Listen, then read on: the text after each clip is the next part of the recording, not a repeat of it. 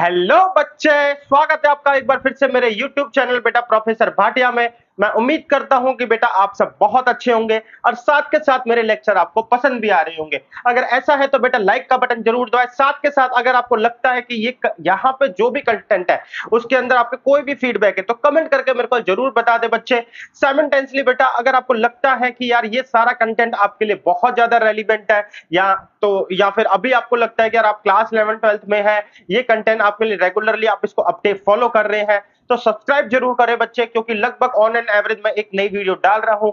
A to Z जितना भी content है बेटा 11 12th class 11 class 12th and IIT JEE की मैथमेटिक्स का टोटली मैं एक सीरीज बना के यहाँ पे डाल रहा हूँ। तो शेयर भी कर सकते हैं बेटा उन दोस्तों को जो लगता है 11 12th में स्ट्रगल कर रहे हैं मैथमेटिक्स से। आज के लेक्चर में देखते हैं क्या है बेटा। तो आज के लेक्चर में है हमारे पास बायनोमियल सीरीज का लेक्चर नंबर 5, जिसके अंदर फिर से बेटा मैं एक प्रैक्टिस सेट लेके आया हूं। यानी कि बच्चे पिछले लेक्चर में भी प्रैक्टिस सेट था, पिछले लेक्चर में भी प्रैक्टिस सेट था, तो आज के लेक्चर में फिर से प्रैक्टिस सेट है। तो कोई बहुत ज्यादा कॉन्सेप्ट अभी मतलब नहीं है, 11th क्लास 12th क्लास के लिए नहीं है, लेकिन क्वेश्चंस के थ्रू यहाँ पे कॉन्सेप्ट बहुत ज्यादा है, तो मैं उन्हीं को कॉन्सेप्ट को क्लियर मतलब कवर कर रहा हूं। तो चलिए बेटा देखते हैं आज क्या है बेटा हमारे पास। तो आज हमारे पास बेटा फोर्थ टाइप है ये। हालांकि बेटा मैंने इससे पहले टाइप डिस्कस नहीं करी थी क्योंकि एक जर्नल था, मतलब आप कह सकते हो कि आपकी एनसीईआरटी बुक्स में भी मिल जाती हैं, तो मिडिल टर्म निकालना इस तरीके से। तो आपके पास जो आज से मैं कह सकता हूं कि हम एक टाइप को डिस्कस कर रहे हैं, ये फोर्थ टाइप है। अकॉर्डिंग टू मैं एडिशन में सारी टाइप लेके चल रहा हूं, तो इट इज इररिलेवेंट कि आप टाइप को फॉलो करें। आप बस ये देखिए कि आज हमारे पास हम जो क्वेश्चन आएंगे वो होंगे इंडिपेंडेंट करने वाले, यानी कि ऐसी कौन सी टर्म्स निकालनी है जो इंडिपेंडेंट ऑफ वेरिएबल हो। तो देखते हैं बेटा क्वेश्चन को। तो क्वेश्चन मेरे सामने है, कह रहा है कि find the term independent of x in the expansion. बेटा इस एक्सपेंशन में वो टर्म निकालो जो इंडिपेंडेंट ऑफ एक्स है। इंडिपेंडेंट ऑफ एक्स का मतलब उसके अंदर एक्स नहीं है। अब x नहीं है तो ऐसा कैसे हो सकता है? बेटा देखो, हमारे हमने ये डिस्कस करा था कि एक ये जो एक्सपेंशन है a प्लस बी का एक्सपेंशन होता है। a बढ़ता है, बढ़ के घटता है, b जो है घट के बढ़ता है। तो हो सकता है एक सिचुएशन ऐसी भी आए कि a और b जो भी x कंटेन करते हो वो आपस में कट जाए, तो उसी सिचुएशन को बोलेंगे इंडिपेंडेंट ऑफ x। तो यहां पर भी बेटा देखो, ऊपर x स्क्वायर है, नीचे x क्यूब है, तो इट इज पॉसिबल कि बेटा कोई ऐसी सिचुएशन हो कि जहां पे पावर 4 ऊपर है, पावर 4 नीचे और टोटली आपस में कट जाए। तो लेट्स सी करते कैसे हैं। सबसे पहले मेरे को आपको मतलब जो जनरल टर्म है वो आपको पता ही है, टी आर प्लस 1 होता है is equal to N C R into में ए एन माइनस आर, और ये हो गया बेटा मेरा बी आर। तो एन बेटा यहाँ पे 10 सी आर है, ए मेरे पास है 3x स्क्वायर का, एन माइनस एन जो है मेरे को तो फिलहाल मेंशन है, रबड़ का साइज थोड़ा सा छोटा करते हैं। तो एन तो मेरे ख्याल से मेंशन है मेरे पास बच्चे, एन है 10 माइनस आर इंटू में बच्चे बी है माइनस माइनस 1/2x³ की पावर आर। तो अब यहां से बेटा मैं ये क्या करता हूं, मैं सारे वेरिएबल्स 10 की 3 की पावर 10 माइनस आर और -1/2 की पावर आर को इकट्ठा करा। यहाँ पे आ गया बच्चे इंटू में एक्स स्क्वायर, इसके साथ ऊपर है 10 माइनस आर इंटू में बेटा 1/x³, इसके ऊपर है पावर आर। तो मेरे को जो है इस एक्स से मतलब है फिलहाल, तो इस x मतलब कि यानी कि यहां से लेके यहां तक इसको कॉमनली देखते हैं, तो ये बना x की पावर 20 माइनस 2r एंड अब इनटू में 1 अपॉन में x की पावर 3r। तो ये हुआ x is equal to 20 minus में 5r।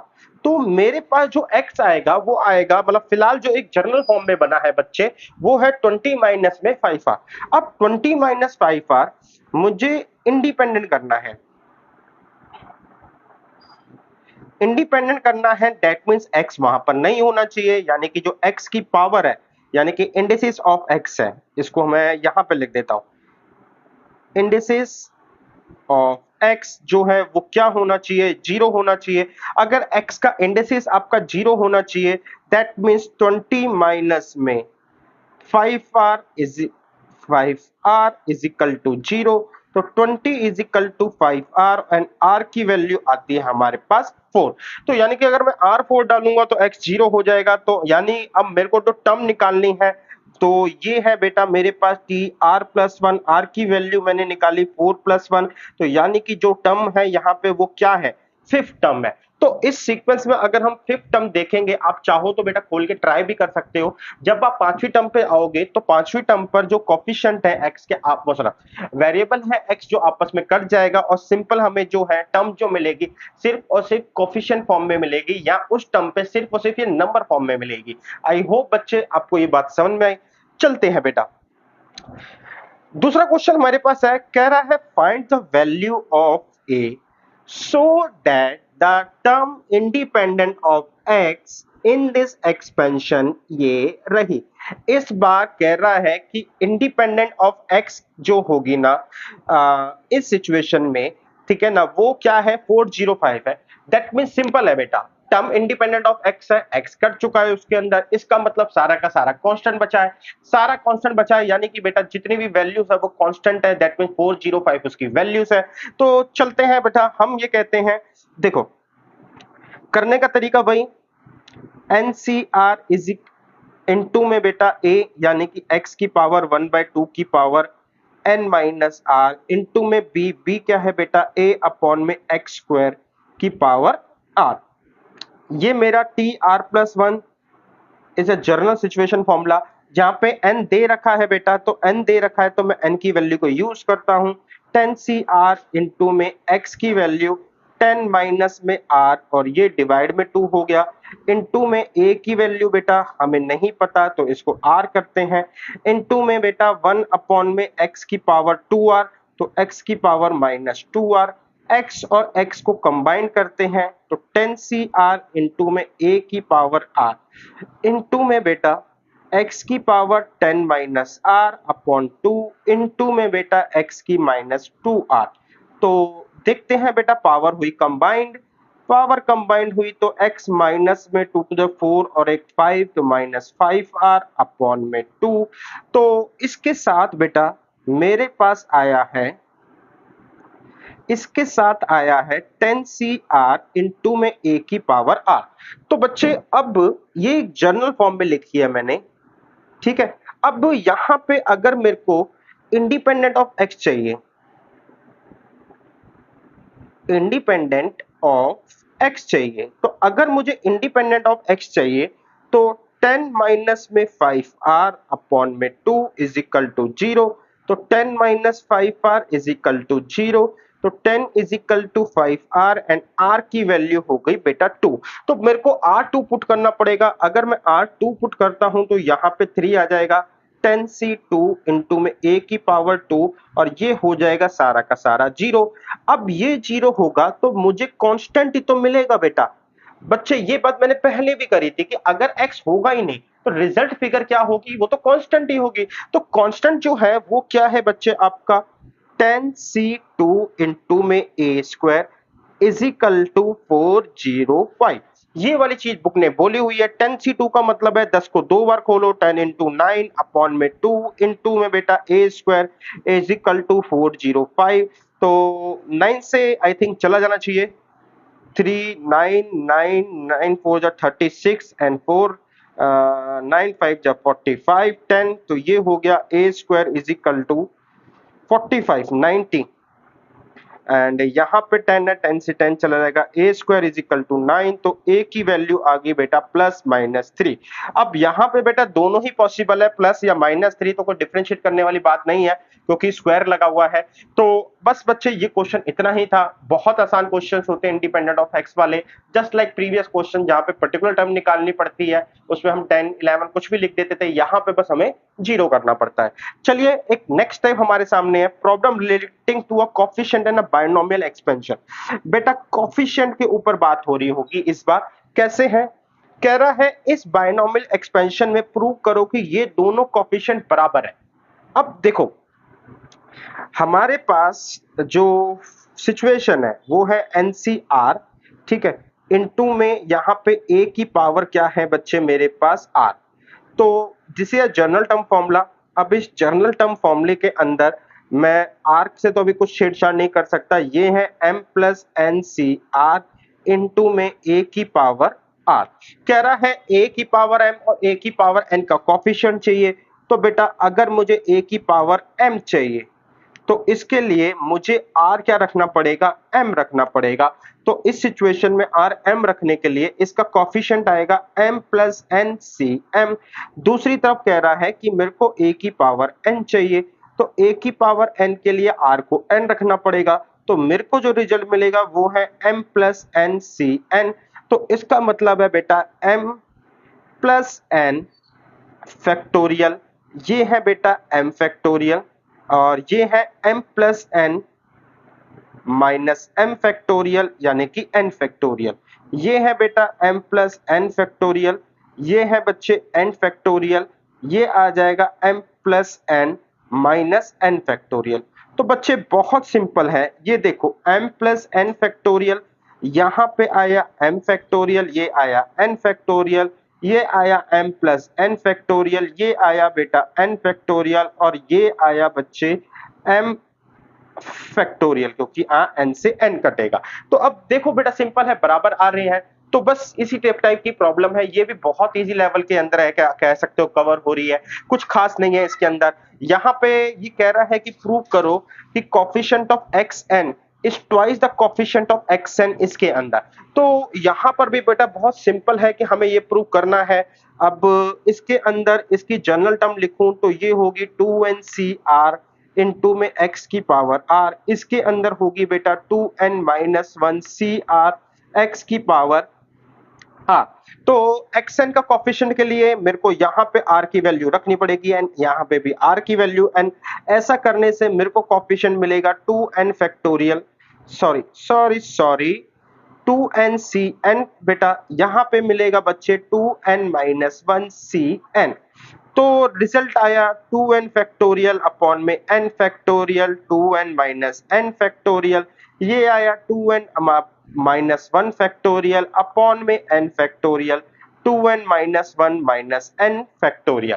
तो बच्चे अब यहाँ से कुछ नहीं करना, अगर आपको बस ये ट्वाइस प्रूव करना है तो पहले तो n फैक्टोरियल से n फैक्टोरियल चला जाएगा, ऊपर आएगा बेटा मेरे पास 2n इंटू में 2n माइनस 1 फैक्टोरियल, यहाँ पे 2n माइनस 1 यानी कि n फैक्टोरियल, ये है बच्चे आपका 2n माइनस 1 फैक्टोरियल, एंड यहाँ पर आया बेटा आपका 2n माइनस n यानी कि n माइनस 1 फैक्टोरियल। आपका ये दोनों भी आपस में कट जाएंगे, यहाँ पर है 2n, यहाँ पे खोला n माइनस 1 फैक्टोरियल, एंड यहाँ पे बेटा जो है 1 अपॉन में n माइनस 1 फैक्टोरियल। तो बच्चे रिजल्ट क्या आ गया, यहाँ पे n से n भी कट गया, तो ये जो है 2 बच गया, विच शो दैट कि ये वाला कोफिशिएंट जो है इस वाले के डबल है। बस मेरे को यही बात प्रूव करनी थी। अगर आप चाहते हैं बेटा इसको ये दिखाना तो आपको मतलब मैंने तो काट दिया, बस आप ये करना कि आपको काटना नहीं था, तो आप क्या करना 2 को सेपरेट करके दिखा देना कि left hand side is equal to right hand side है, लेकिन लेफ्ट हैंड साइड में मेरे पास 2 भी मल्टीप्लाई में है। मेरा काटने का रीजन है कि मैं आपको क्लैरिफाई कर पाऊं या विजुलाइज कर पाऊं कि देखो चीजें हट रही हैं, लेकिन आपको अगर एग्जाम में हो तो आपको हटाना नहीं है, बस यही है बच्चे। एक क्वेश्चन और देखते हैं, ऐसा ही कहता है if the coefficient of r minus f fifth term and 2r minus 1 term in the expansion. अब बच्चे यहाँ पे है ना सिचुएशन जो है मेरे पास r की फॉर्म में है, छोटे r की, और मेरे पास सिचुएशन के हिसाब से मैं जनरल टर्म भी लिखता हूँ ना, वो भी मैं छोटे r की फॉर्म में लिखता हूँ। तो इस बार मैं थोड़ा सा चेंज करूंगा, मैं ये कहूंगा कि टी आर प्लस 1 यानी कि जो जनरल टर्म है उसके अंदर का आर इससे मैच ना हो, इसलिए मैंने उसको क्या करा है, बड़ा आर लिया है। अब बच्चे यहाँ पे टी आर प्लस 1 तो हमारे पास होता है 34 सी आर इंटू में एक्स की पावर आर। ये अब मैं क्यों लिख पा रहा हूँ इतनी ज्यादा, क्योंकि बेटा बहुत सारे हमने क्वेश्चन कर लिए हैं 1 प्लस एक्स की फॉर्म में, तो हमें पता ही है एक्स बढ़ रहा है तो आर होगा। अब यहां से कहता है आर माइनस फिफ्थ, ठीक है, मेरे पास जनरल टर्म में टी आर प्लस 1 है, एंड ये वाली टर्म के कोफिशिएंट मेरे को बोल रहा है। तो इस r की वैल्यू बेसिकली हमें पुट करनी होती है, इस वाले r की वैल्यू पुट करनी होती है। तो हम क्या करते हैं बेटा, r plus 1 is equal to r minus 5, बड़े आर की वैल्यू बेटा उधर लेके जाएंगे तो ये हो जाएगा आर माइनस सिक्स। और अगर आप डायरेक्टली सीख चुके हैं तो कुछ नहीं करना होता, एक कम करना होता है ताकि मैं +1 कर सकूं। तो अगर मेरे को टी आर माइनस फाइव चाहिए तो मुझे क्या करना पड़ेगा, यहाँ पे रखना पड़ेगा R minus six plus one, 34 C R minus six into में X R minus six. And दूसरी तरफ मेरे को क्या बोला हुआ है बेटा, T two R minus one is equal to, sorry, T T बेटा R plus one is equal to T two R minus में वन। अब बच्चे मुझे ये बोला हुआ है कि this and this are, sorry, oh, equal वाली सिचुएशन बेटा अभी नहीं है, मैं थोड़ा सा एक स्टेप पहले ही चला गया। तो इधर r की वैल्यू होगी 2r माइनस में 2।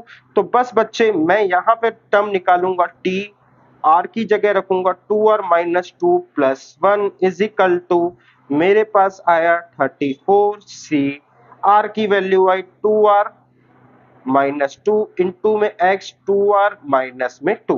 कह रहा है कि अगर यहां से जो कॉफिशिएंट है ना, ये कॉफिशिएंट्स जो हैं दोनों टर्म के बराबर है, तो कॉफिशिएंट्स तो मेरे हैं जो निकले यहां से वो ये निकले हैं बेटा 34 C R minus six is equal to 34 C, two common ले लेंगे आर माइनस वन। अब ये दोनों बराबर है तो r की वैल्यू निकालो, तो ये आया 34 फैक्टोरियल, ये आया बेटा r माइनस सिक्स फैक्टोरियल, ये आया 34 minus R plus six factorial, यहाँ पे भी बच्चे 34 फैक्टोरियल, यहाँ पे आया 2r माइनस वन फैक्टोरियल, 2 भी बेटा फैक्टोरियल के साथ ही है।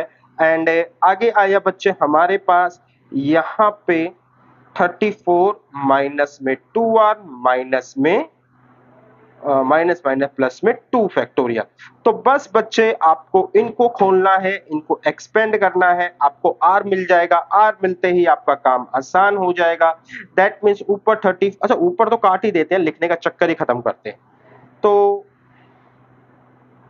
मेरे पास आया बच्चे 1 अपॉन में r minus six factorial and 34 40 minus r factorial, यहाँ पे आया 1 अपॉन में 2 r माइनस वन फैक्टोरियल, और नीचे बेटा 24 और 2 36 minus 2r of r factorial. तो बच्चे यहां से आप सॉल्व कर सकते हैं इसको, इसमें कोई बड़ी बात नहीं है। तो यहां से मैं क्वेश्चन आप पे छोड़ता हूं, मेरे पास जगह नहीं है, तो दिस इज या होमवर्क क्वेश्चन बेटा यहां से। एंड उम्मीद करता हूं बच्चे थोड़ा सा यहाँ पे पजल भी है, आप थोड़ा सा ट्रैक करें उस पजल को, देखें क्या निकलता है, आर की वैल्यूज को निकाले। चलते हैं बेटा, एक टाइप और है हमारे पास, the problem based on a consecutive term on a consecutive coefficient.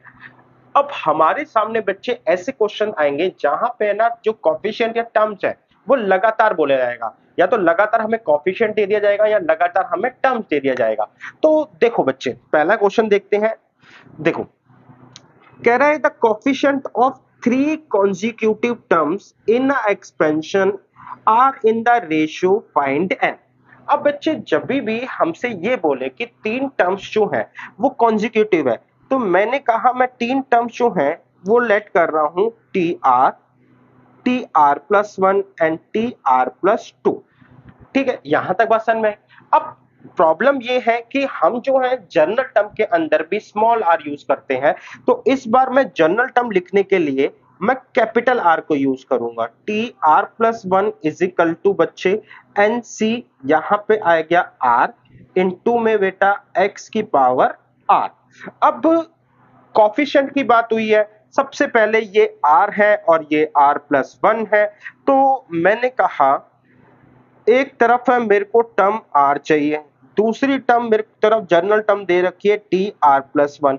तो मुझे बेटा ये r is equal to R plus one, तो मुझे तो इस r की वैल्यू पुट करनी है which is equal to r is equal to r minus में वन। तो बड़े r की वैल्यू r माइनस वन है, तो that means we are going to put the value of T R, हाँ यहाँ पे टी आर निकाल रहा हूं तो which are going to a T minus one plus one. और अगर मैं आपको बता भी दूं बेटा कि यहाँ पर है ना हमने अगर आप डायरेक्टली भी समझना चाहते हो, क्योंकि आप बहुत ज्यादा हो जाएगा एमसीक्यू, उसमें भी इतना नहीं सोचना होता, तो बस उसमें से एक कम करके प्लस वन ऐड कर दो। तो मैं नेक्स्ट टाइम अभी नेक्स्ट वाली यही करूंगा। T R minus one is equal to बच्चे मेरे पास जो है ये पूरा का पूरा फोकस करना है। n तो मेरे पास n है ही, r है r माइनस वन इंटू में x की पावर r माइनस वन। अब tr निकाल दिया तो मेरे को सब सुनो बच्चे, अब tr प्लस वन के लिए क्या होगा? तो tr प्लस वन के लिए तो ये ऑलरेडी उसी फॉर्म में है जिस फॉर्म में चाहिए होता है। तो मैंने कहा ncr इंटू में x की पावर r। और अगला क्या है बच्चे? अगला है tr प्लस टू।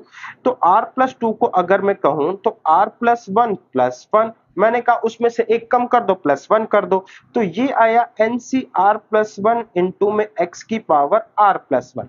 अब देखो बच्चे बहुत ध्यान से, चाहे आपकी टर्म्स कॉन्जिक्यूटिव हो, यानी कि हर बार एक बढ़ रहा है, या फिर आपके पास कोई कॉफिशिएंट है वो कॉन्जिक्यूटिव हो, कि लगातार जैसे हमें तीन कॉफिशिएंट दे दिया, कम, बड़ा एंड उससे बड़ा, दोनों ही केस में मुझे ये वाला जो है कॉफिशिएंट मिलता है। यानी कि अगर आपको वेरिएबल दे दे या आपको टर्म दे दे, दोनों ही केस में मेरे को ये कॉफिशिएंट मिलता है। अब इस कॉफिशिएंट को सॉल्व कैसे करें? सुनना, इस कॉफिशिएंट को सॉल्व करने के लिए बेटा हमें ना अपॉन में लेना पड़ता है। तो देखो मैं क्या कर रहा हूं, मेरे पास तीन टर्म्स आई। मेरे पास आई एक टर्म टी आर, दूसरी टर्म आई है टी आर प्लस वन, तीसरी टर्म आई है टी आर प्लस टू। ये तीन टर्म्स आई है मेरे पास। तो मैं क्या कर रहा हूं, हमेशा बड़ी के नीचे छोटा और यहां पर भी बड़े के नीचे छोटा कर देता हूं। तो मैं दो तरीके के रेशियोस लेके चल रहा हूं, एक है T R plus one upon में टी आर, ठीक है, इसका मतलब, और दूसरा होगा T R plus two upon में टी आर प्लस वन। तो टी आर प्लस वन यहां से आया मेरे पास एनसीआर, और ये आया बेटा एनसीआर माइनस वन, ये आया बेटा एनसीआर प्लस वन, और ये आया बेटा एनसीआर। तो अगर मैं कहूं ओपन करूं तो ऊपर आया एन फैक्टोरियल, जगह की थोड़ी कमी, तो कोई नहीं, करते हैं। तो ये आया बेटा, एनसीआर को खोला, एन फैक्टोरियल अपॉन में आर फैक्टोरियल इनटू में बेटा एन माइनस आर फैक्टोरियल। अब यहाँ पे बेटा डिनोमिनेटर में है तो चौथी टर्म को मैं फर्स्ट बना देता हूँ, या फर्स्ट बनने से अच्छा है पहले मैं इसको डिवाइड में लिखूं। तो डिवाइड में क्या आएगा बेटा? डिवाइड में आएगा आपका एन फैक्टोरियल अपॉन में बेटा आर माइनस वन फैक्टोरियल, फिर आएगा N minus R plus one factorial. तो यहां से बच्चे मैं इसको और सॉल्व करूं तो देखो, सबसे पहले ये दोनों आपस में कट जाएंगे, फर्स्ट और थर्ड टर्म। फोर्थ टर्म जो है वो क्या बन जाएगी? फर्स्ट टर्म, तो वो बनेगी बच्चे मेरे पास आर प्लस वन, सॉरी, वो बनेगी बेटा R minus one factorial and N minus R plus one N minus R factorial. मैंने एक टर्म खोल दी, नीचे वाली टर्म है आर, तो आर को खोला, R R minus one factorial into में बेटा एन माइनस में आर फैक्टोरियल। तो मेरे पास कट गया कुछ, ये पूरा का पूरा कट गया, ठीक है, ये पूरा का पूरा कट गया, तो मेरे को बना N minus R plus one upon में आर। तो मेरे को एक रिजल्ट मिला कि T R plus one upon में T R is equal to, क्या रिजल्ट मिला बच्चे मेरे को? N minus R plus one upon R, N minus R plus one upon में R, N minus R plus one upon में R. ठीक है बेटा, मुझे ये रिजल्ट मिला है। अब बच्चे मैं क्या करता हूं, मैं इस वाले को रफ कर देता हूं क्योंकि इसका कंक्लूजन मैं लिख चुका हूं। तो मैं इसको रफ करता हूं, इसका कंक्लूजन मैं लिख चुका हूं बच्चे। अब यहां से मैं क्या कह रहा हूं, मैंने क्या करा बच्चे, अब यहां से इसको खोला, ये नीचे अपॉन में क्या है बच्चे मेरे पास आर है, तो ये खुलेगा एन फैक्टोरियल अपॉन में बेटा R plus one factorial N minus R minus one factorial. ये खुलेगा बच्चे N factorial R factorial N minus R factorial. तो बच्चे n फैक्टोरियल से n फैक्टोरियल कट गया। अब मेरे पास फिर से क्या है, जो डिनोमिनेटर है उसको मैं न्यूमरेटर के बराबर बनाऊंगा, सॉरी मतलब फर्स्ट टर्म पे ले जाऊंगा। तो मेरे पास आया r फैक्टोरियल, दूसरा है n माइनस r, और इसको एक स्टेप खोल भी देता हूं लगे हाथ, फैक्टोरियल। नीचे वाला है बेटा r प्लस 1, और अगला होगा r फैक्टोरियल, फिर होगा n minus r minus 1 factorial. तो क्या क्या कटा, ये दोनों आपस में कट गए, r फैक्टोरियल से r फैक्टोरियल कट गया, तो मेरे पास बचा n माइनस r अपॉन में r प्लस 1। तो ये बचा बेटा मेरे पास टी आर प्लस 2, यानी कि हाँ टी आर प्लस 2 अपॉन में T R is equal to, यहां पे बचा बेटा मेरे पास n माइनस आर अपॉन में r प्लस 1। अच्छा, अब कॉफिशिएंट के हिसाब से बात करें तो टी आर प्लस 1 का जो कॉफिशिएंट था वो था एक्स आर। तो इसका मतलब है कि अगर मैं x के पावर r की भी बात करूं, ठीक है, x की पावर r अपॉन में x की पावर r माइनस 1, तो x की पावर r माइनस 1, ठीक है। और यहां से बात करेंगे x की पावर r प्लस 1 और अपॉन में x की पावर r, तो x की पावर क्या हुई r।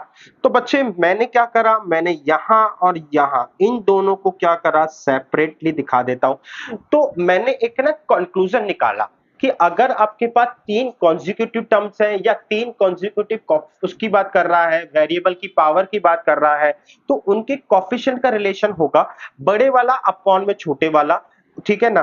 पहला आएगा n minus R plus 1 upon में r, दूसरा है बेटा n माइनस आर अपॉन में r प्लस 1। अब ये रिलेशन क्यों निकाला, क्योंकि ऐसे ना बतेरे क्वेश्चंस आते हैं हमारे पास, तो हर बार मैं इतनी लंबी चौड़ी कैलकुलेशन परफॉर्म नहीं करूंगा, मैं सिंपल इस रिजल्ट को यूज करूंगा एंड इस रिजल्ट को यूज करने के बाद मैं ये शो कर दूंगा ये रिजल्ट इसको देता है, तो दैट्स व्हाई मैं ये लिख पा रहा हूं। तो मैं आपसे भी ये कहूंगा कि आप इस रिजल्ट को एक बार ड्राइव करना सीख लीजिए। ड्राइव करना समझ में आ गया तो बस इसको आगे के लिए फर्दर प्रोसीड के लिए सिर्फ याद करिए। अब देखना कैसे होगा, मेरे को ये बोलता है इसकी तीन टर्म्स के, थ्री कॉन्जिक्यूटिव टर्म्स के कॉफिशिएंट का रेशो 1:7:42 है। यानी कि बच्चे क्वेश्चन ने अब मेरे को जो बोला हुआ है वो बोला हुआ है टी आर प्लस 1 और टी आर प्लस 2 जो है ये क्या है 1:7:42। इसका मतलब है मैंने क्या करा बच्चे, इस वाले के नीचे ये वाला लेकर गया था, तो टी आर लेके गया था, तो इसका मतलब है बेटा n minus R plus 1 upon में r इज इक्वल टू, यहां पे 7 ऊपर आएगा 1 नीचे आएगा। दूसरे वाले में इसके नीचे, इसको इसके नीचे लेके जाऊंगा, इसको इसके नीचे लेके जाऊंगा, तो मेरे पास आएगा n माइनस आर अपॉन में r plus 1 is equal to 42 upon में 7, यानी कि 6। बेटा हमारे पास दो वेरिएबल हैं n और r, तो दो वेरिएबल के लिए मैंने दो इक्वेशन निकाल लिया। मैं चाहूं तो मैं तीसरा वाला ले सकता हूं, बट कोई फायदा नहीं है, जैसे 1 अपॉन में 42 भी ले सकते हैं, क्योंकि दो इक्वेशन दो वेरिएबल काफी है। एंड 42 वाला इसलिए भी अवॉइड कर रहा हूं क्योंकि राइट हैंड साइड वाली फिगर बहुत ज्यादा बड़ी हो जाएगी, फिर वही 42 लेंगे यूज करेंगे कैलकुलेशन एलसीएम में दिक्कत आएगी। तो अब यहां से मेरे को रिजल्ट क्या क्या मिल रहा है, n minus R plus 1 is equal to 7r, 7r इधर लेके आए, n माइनस में r minus 7r minus 1, n minus में 8r is equal to minus 1। यहां से सॉल्व करा तो क्या आया, मेरे पास आया n माइनस r और ये आया 6r प्लस 6, तो n minus R minus 6r is equal to 6, n minus 7r is equal to 6। तो मेरे पास अब दूसरी इक्वेशन है n माइनस में 8r माइनस 1, तो माइनस प्लस प्लस मैंने n काटा, तो ये आया मेरे पास r की वैल्यू आ गई बेटा 7, r 7 आ गया, तो मैंने इस r को यहाँ पे पुट करा, r की वैल्यू 7, n माइनस में 8 7 is equal to minus 1, n की वैल्यू आ गई 8 7 56, उधर जाएंगे तो -1 प्लस 56 यानी कि n की वैल्यू 55। तो अगर आप देख पा रहे हैं बेटा, जैसे ही मेरे को कंक्लूजन मिला मैंने अपने टर्म को रेशियो में लिखने का, क्वेश्चन बहुत सिंपलेस्ट हो गया। हमें इतनी सारी पजल या कैलकुलेशन नहीं करनी पड़ी। तो इसलिए मैं आपको बोल रहा हूं कि आप ड्राइव करना जरूर सीखें। ड्राइव करने के बाद जैसे ही आपको पता चल जाए कि क्या लॉजिक्स है, किस लॉजिक से ड्राइव हो रहा है, आप इसको एज अ रिमाइंडर यूज, मतलब आपको दिमाग में डाल ले कि ऐसा कुछ होता है। तो चलिए बेटा, एक और क्वेश्चन हमारे पास होगा। हाँ है बच्चे, एक और 2-3 क्वेश्चन अभी और है। तो कह रहा है binomial expansion 1 plus x power of n, the coefficient of fifth, sixth, seventh term are in AP, then the find the all value of n which can be happen for which this can be happen। Question I think इस तरीके से and है। तो fifth, six, seventh यानी कि बेटा T5, T6, T7, अगर इसको R+1 की फॉर्म में लेके T4+1, T5+1, T6+1। तो हमने यही डिस्कस करा था बड़े अपॉन में छोटा।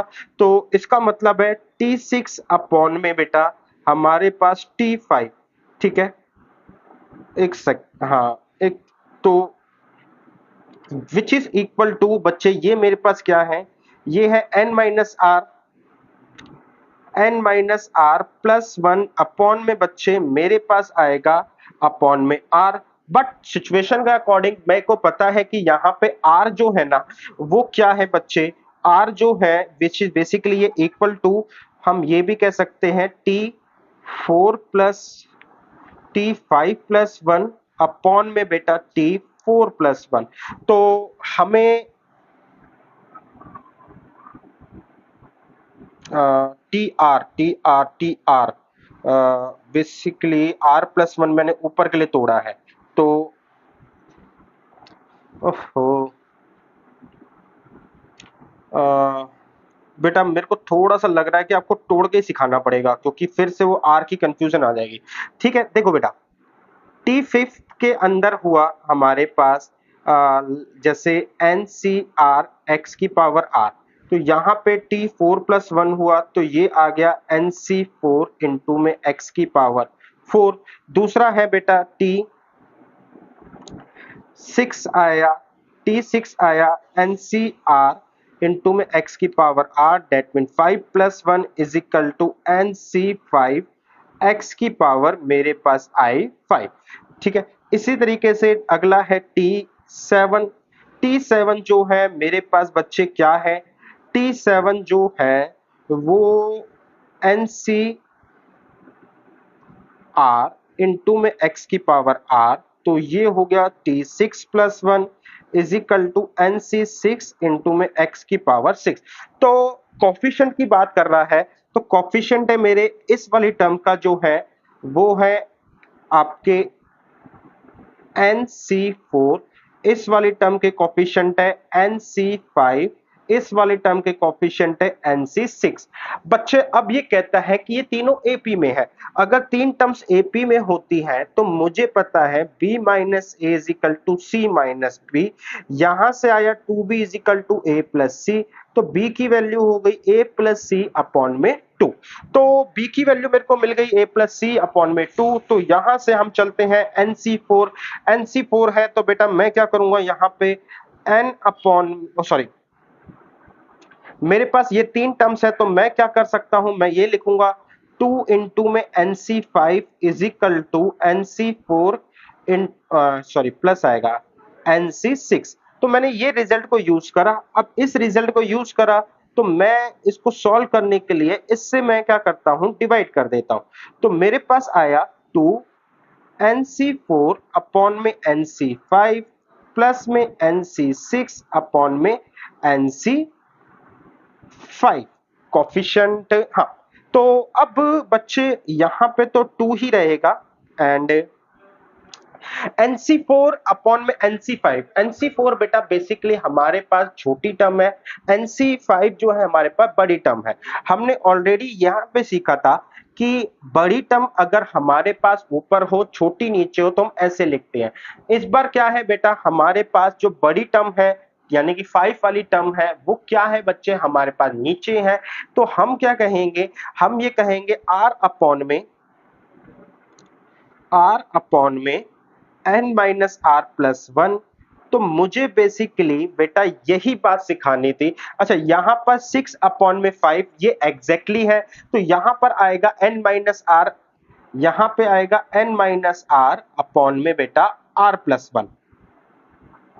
तो मुझे यही सिखाना था बच्चे कि मैं वहां पर ना सीधा डिवाइड नहीं कर पा रहा था, रीजन नहीं बता पा रहा था कि तो मैं क्यों डिवाइड कर रहा हूं, और 4 और 5 को डिवाइड करके क्या आएगा, तो इसलिए मुझे थोड़ा सा पैटर्न चेंज करना पड़ा।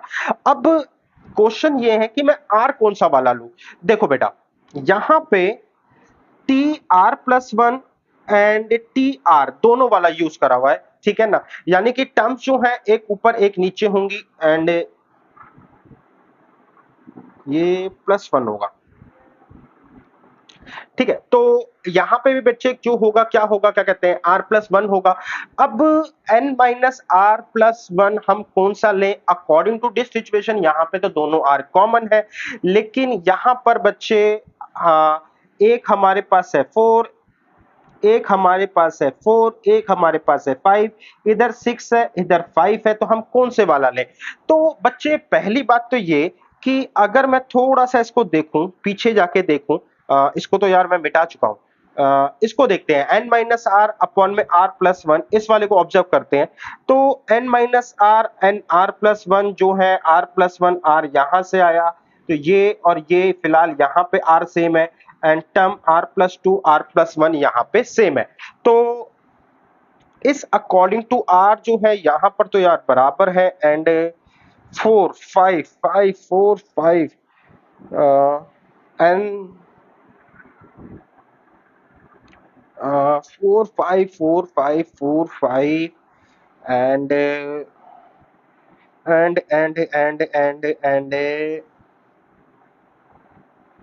फोर फाइव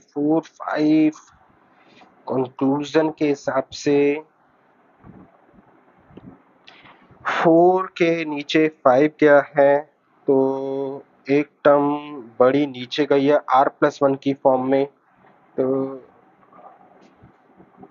और दूसरी टर्म आर है। तो बेटा मैं भी थोड़ा सा कंफ्यूज हूँ कि आपको यार एक्सप्लेन कैसे करूँ। मैं इसको एज अ होम, मैं इसको क्या कहते हैं, नेक्स्ट अपने लेक्चर में लेकर आऊंगा, क्योंकि एक तो स्पेस कम है, दूसरी बात है कि यार मेरे को तो पता है आर कैसे लाना है, लेकिन मैं वो पॉइंट नहीं सोच पा रहा कि इसका पैटर्न कैसे एक्सप्लेन करें, और मैं अभी लेक्चर को लंबा नहीं करना चाहता। तो कोई दिक्कत नहीं, नेक्स्ट लेक्चर में करेंगे। अभी के लिए बेटा एक और क्वेश्चन है, कहता है find the coefficient of x n in the expansion of this. इस एक्सपेंशन के अंदर x की पावर n का कोफिशिएंट ढूंढना है। बच्चे x की पावर n के लिए मेरे पास यहाँ पे हमने एक क्वेश्चन पहले भी करा था, अब एक क्वेश्चन और भी है। इस बार बेटा कोफिशिएंट जो है, मतलब इस तरीके का पिछले लेक्चर में करा था, आई थिंक x की पावर 5 ढूंढ रहे थे, तो मैंने कहा था हमें दोनों को मल्टीप्लाई करने की जरूरत नहीं है।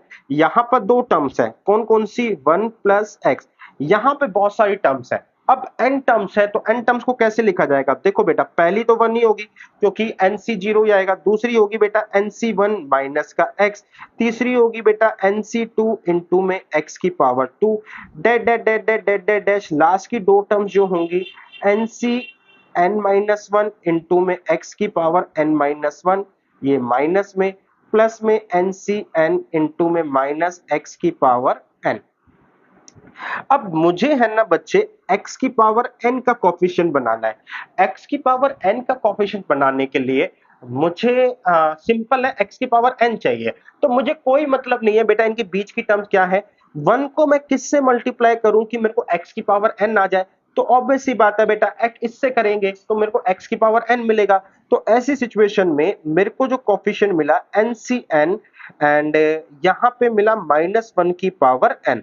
दूसरा क्या है बेटा, x को किससे मल्टीप्लाई करूं कि मेरे को x की पावर n मिल जाए, तो मुझे इससे मल्टीप्लाई करना पड़ेगा एक कम पावर से, तभी मेरे को ncn मिलेगा, ठीक है।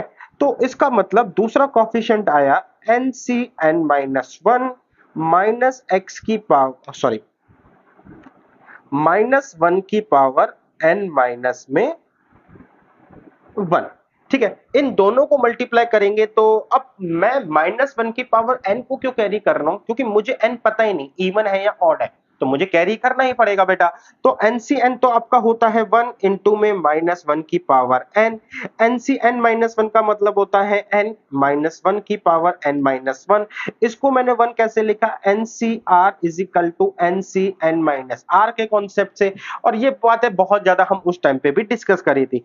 तो -1 की पावर यहाँ पे बचा n, यहाँ पे आया -1 की पावर n-1, n -1 की पावर n-1 कॉमन आ गया, अंदर बचा -1 प्लस n, यानी कि बच्चे n-1 एंड -1 की पावर n-, तो मेरे पास बचा बच्चे -1 की पावर n-1 और यहाँ पे आया n-1। तो दिस इज माय बेटा आंसर कि x की पावर n का कोएफिशिएंट क्या होगा। तो अगर आप यहाँ पे देख पाए, तो अगर आप समझे, तो मुझे ना उन्हीं टर्म से मतलब है जिनसे मेरे को x की पावर n आ जाएगा। तो आप स्टार्टिंग की ये टर्म नहीं भी लिखोगे ना, काम चल जाएगा। आप वही टर्म लिखिए जिससे मेरे को मतलब है। यही चीज मैं आपको अगली वाले क्वेश्चन में समझाता हूं। देखो, सबसे पहले तो क्वेश्चन के अंदर 4 टर्म्स हैं, तो ऐसा तो हमारे पास पॉसिबल ही नहीं है कि हम 4 टर्म को खोलें। पेयर बनाना पड़ेगा बेटा, कुछ ना कुछ रिलेशन जरूर निकलेगा। तो देखो, अगर मैं इसमें से एक्स स्क्वायर कॉमन ले लूं तो ये बचेगा x प्लस 1 और यहां पर भी है x प्लस 1, बीच में ऐसे प्लस आ जाएगा एक्स स्क्वायर कॉमन लेने पर। तो x प्लस 1 मैंने कॉमन लिया, 1 प्लस एक्स स्क्वायर आ गया। तो मेरे पास आया x plus 1 and 1 plus x square का पावर 11। अब 11 पावर एज अ होल है, तो दोनों में पावर 11 मैंने डिस्ट्रीब्यूट कर दी।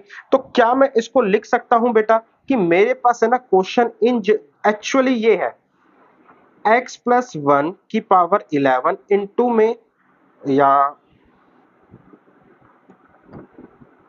1 प्लस एक्स की पावर 11 इंटू में बेटा 1 प्लस एक्स स्क्वायर की पावर आपके पास 11 आ गई। अब बच्चे मुझे x की पावर 4 चाहिए, तो यार मैं उतनी ही टर्म लिखूंगा जिससे मेरे को x की पावर 4 मिले। जैसे मेरे पास पहला है 1 प्लस एक्स की पावर, पहला है बच्चे 1 प्लस एक्स की होल पावर 11। तो मैं क्या करूंगा, मैं सबसे पहले इसको हटा देता हूं। ये आई थिंक बेटा आप नोट भी कर लेना। तो बेसिकली क्वेश्चन को मैंने एक री शेप किया है उस फिगर में जहां से हम समझ सकें। अब बच्चे यहां से मुझे x की पावर 4 चाहिए।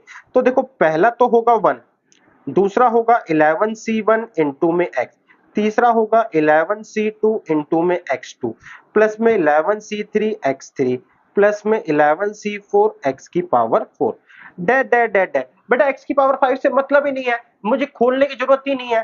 ठीक है, दूसरी तरफ है मेरे पास 1 प्लस एक्स स्क्वायर की पावर 11। तो पहली टर्म तो ठीक है बेटा, मेरे पास 1 आएगी।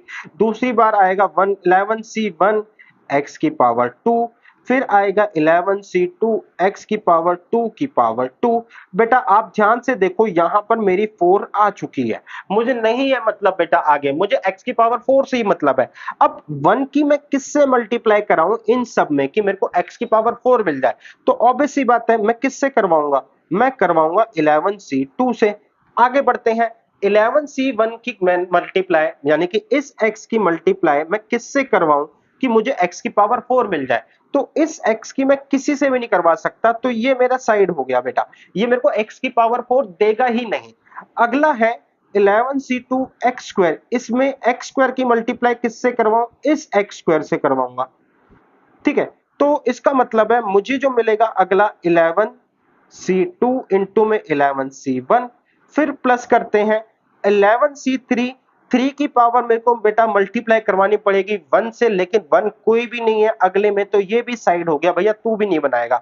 यहां पे आया 11c4, इससे मल्टीप्लाई होगा तो मुझे मिला 11c4।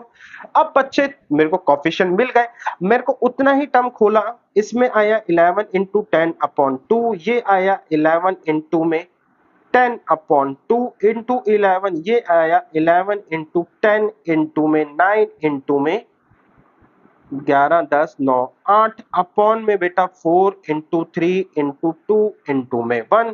तो बच्चे मेरे पास 11c2 यहां से, 11c2 यहां से कॉमन आ रहा है। तो ठीक है, 11 इंटू में 10 अपॉन में 2 यहां से कॉमन लिया, तो यहाँ आया 1 प्लस 11 प्लस 11 बाहर गया, 10 बाहर गया, 2 बाहर गया, नीचे बचा 9 इंटू में 8 अपॉन में 4 इंटू में 3, तो 4 से आया 2, 3 से आया 3, तो 4 से 2, 3 से 3 यानी कि 3 टू 6 11 और 12, 12 6 18, तो मेरे को मिला 18 इंटू में 110 अपॉन में 2, तो ये करा तो मेरे को आया 990।